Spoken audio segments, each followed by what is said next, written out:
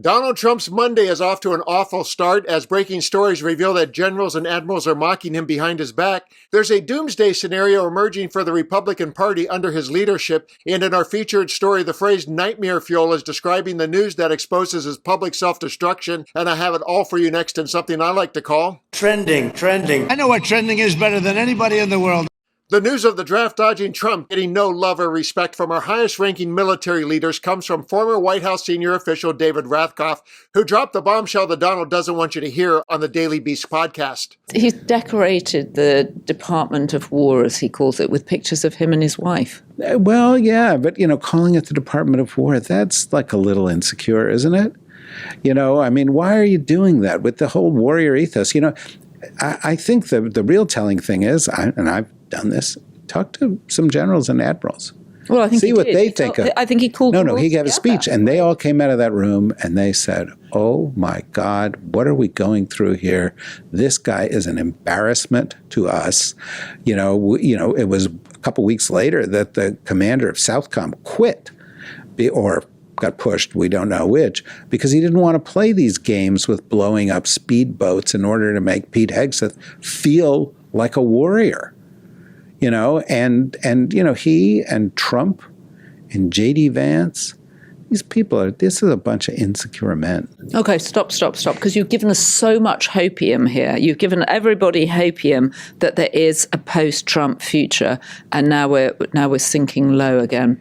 Well, we're not sinking low. We're telling the truth. I'll have the nightmare fuel that is our featured story in just a few more seconds, but first, the hopium she spoke of was a result of the conversation they had about the recent wins by Democrats and the disastrous future it signals for the party of Trump. Huge turnout. People cared. And, a lot of the arguments are, well, we have to win Trump voters in order to win. Well, that's not true, actually. You have to get Democrats out. You have to get people to vote. And the key people to vote are young people. And, that's the other thing that Trump saw. He saw death. He saw his own mortality. He realizes there is no future for him. The Republican Party, he looks in the eyes of Republicans and he sees they know he's old and dying. The Republican Party is the Trump Party.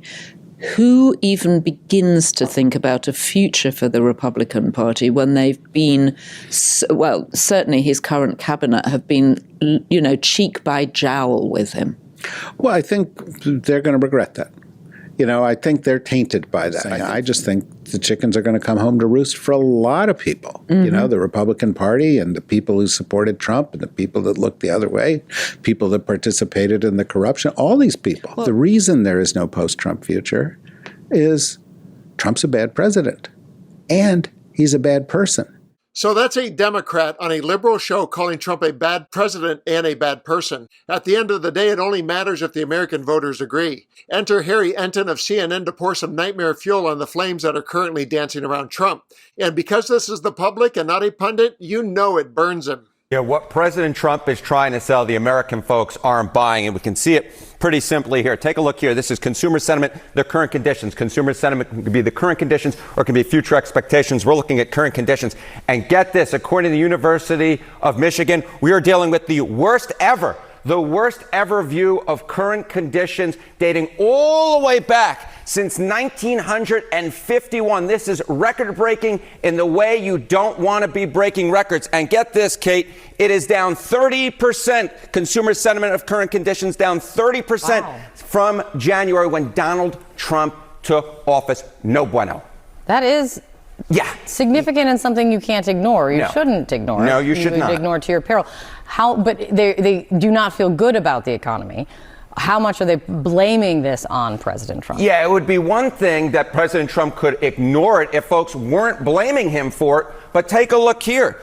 Trump's policies have worsened economic conditions in America. Look at this. We're dealing with a super majority here. We're talking about more than 3 in 5 Americans, 61%, who say that Trump's policies have worsened economic conditions in America. How about worsened your own finances? Again, we're dealing with a majority here. 51% of Americans say that Trump's policies have worsened your own finances. This is double trouble for the President of the United States. When you're dealing with consumer sentiment of current conditions being record-breaking in the wrong ways, being record-breaking for the worst ever since 1951, and you're dealing with a supermajority who say that your policies have worsened economic conditions in America, and you're dealing with a majority who say your policies have worsened the folks' own finances, that is, ay caramba, no good. Yeah. And that is no good for a Republican Party that hopes for life after Trump with J.D. Vance. In the modern era, we have learned that the most dynamic candidate has the clear advantage.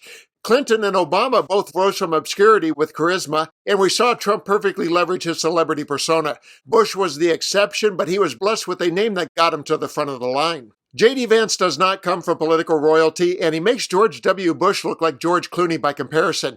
He has no charisma, and he will not move people from the middle to the right like Trump did. Meanwhile, Trump is crashing and burning on his way out, and the 2026 and 2028 elections are looking primed for Democrat wins if they don't screw things up. A very tall order these days.